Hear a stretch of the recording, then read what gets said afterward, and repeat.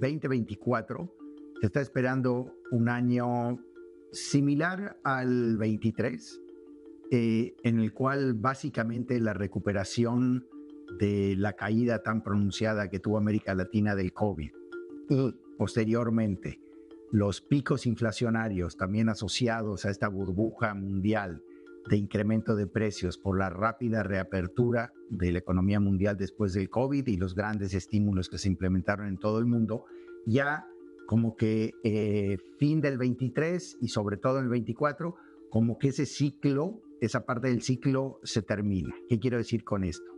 Que en el año 2020 América Latina tuvo una caída muy profunda por, digamos, las medidas que se tuvieron que tomar para minimizar el contagio del COVID, pero posteriormente en los años 21, 22, 23 vimos que América Latina creció más de lo que se anticipaba al inicio del año. La región nos sorprendió con un dinamismo económico mayor al anticipado, en parte por los estímulos fiscales y monetarios, en parte por el incremento en los precios de las materias primas y en parte porque tal vez los efectos económicos permanentes del COVID, o sea, el daño, llamémoslo estructural, que pudo haber ocasionado las economías, parece que fue un poco menor de lo que pensábamos anteriormente. Y en 2024 ya se espera que la región como que crezca a la tasa de crecimiento potencial de mediano plazo, que es alrededor de 2%, que se concluya, digamos, el proceso de reducción de la inflación. La inflación en algunos países llegó a niveles de 2 dígitos, en otros a niveles de 8, 9%,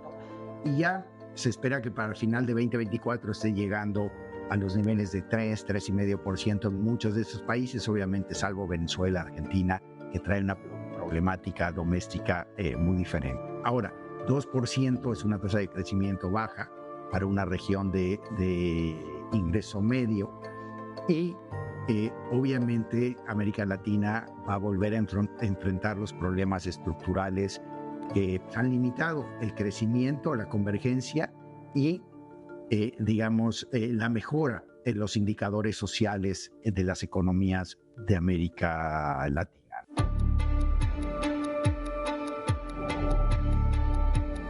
Creemos que para Argentina lo mejor debería ser el tratar de reconstruir la solidez de un peso propio y un banco central propio.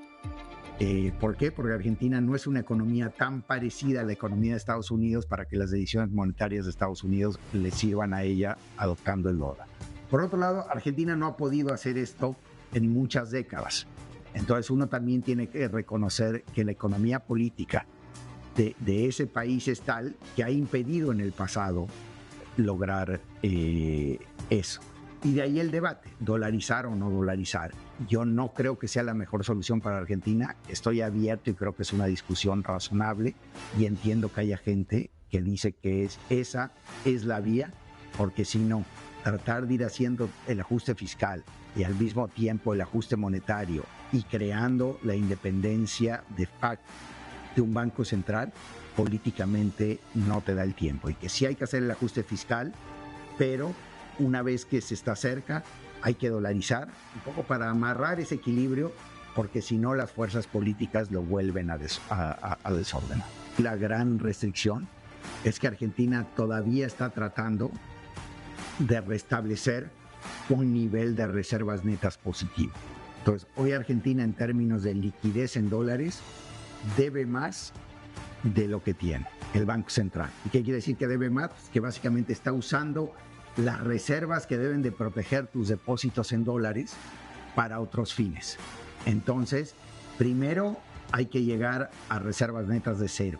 El presidente Milei lleva 2 meses en el poder y en estos 2 meses envió y está implementando una política fiscal muy clara para llegar al equilibrio fiscal que se llegó en enero, pero conceptualmente, digamos, para llegar al equilibrio, cualquiera puede estar en equilibrio un mes, lo cual yo creo que es un éxito muy importante. Pero el presidente Milei tiene muy claro, y así lo ha dicho, que quiere un equilibrio fiscal en el año 2024, lo que implica un ajuste muy, muy importante.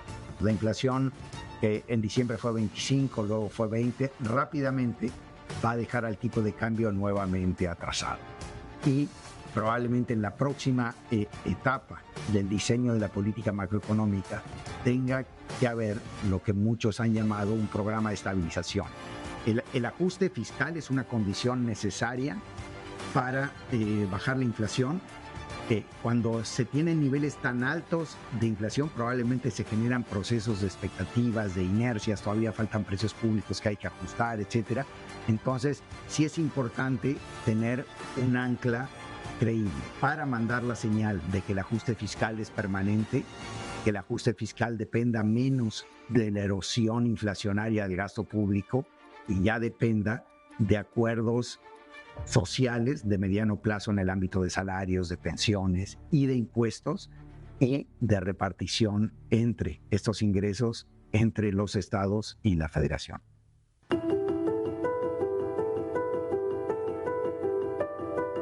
En el caso de Ecuador, la falta de un equilibrio político ha sido el centro de los problemas macroeconómicos de ese país. Claramente, antes de estos eventos tan visibles de actos criminales por parte de organizaciones criminales, había como que este desequilibrio político se seguía manifestando en una ingobernabilidad para lograr tener estos equilibrios macroeconómicos. Yo creo que a raíz de, primero, el aumento exponencial que hemos visto en la tasa de homicidios en Ecuador y luego este reto a la institucionalidad del país por parte del crimen organizado, de llevar a cabo estos actos tan visibles para amenazar a la población, probablemente eso hoy llevó a que se logren los acuerdos políticos importantes, aunque se manifiesten con ciertas tensiones en el Congreso, para poder hacer que el gobierno tenga los recursos. ¿Y cómo obtiene los recursos el gobierno?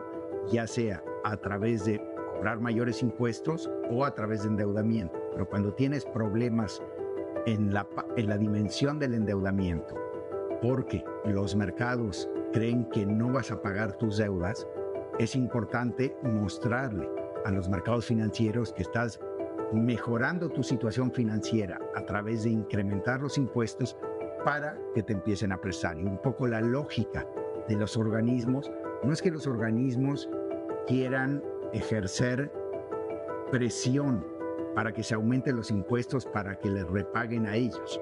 Los organismos lo que quieren hacer es prestarle a Ecuador para que Ecuador pueda llevar a cabo las políticas de seguridad, de salud pública, etcétera, que tiene que llevar a cabo, pero también los organismos quieren utilizar la influencia que tienen en el sistema político durante el momento de sus programas para que se lleven a cabo los cambios de políticas públicas, que cuando se retire el financiamiento de los organismos, el país no se quede como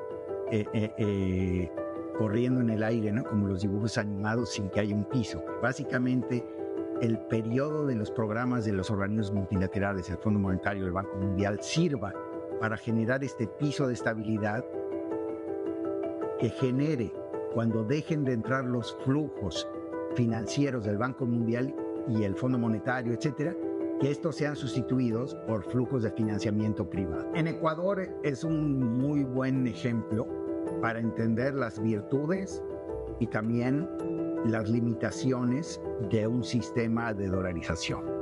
En términos de las virtudes, Ecuador es un país con muchas deficiencias fiscales y financieras, pero estas no se materializan en inestabilidad nominal, en inflación alta, en volatilidad del tipo de cambio, porque no existe el tipo de cambio.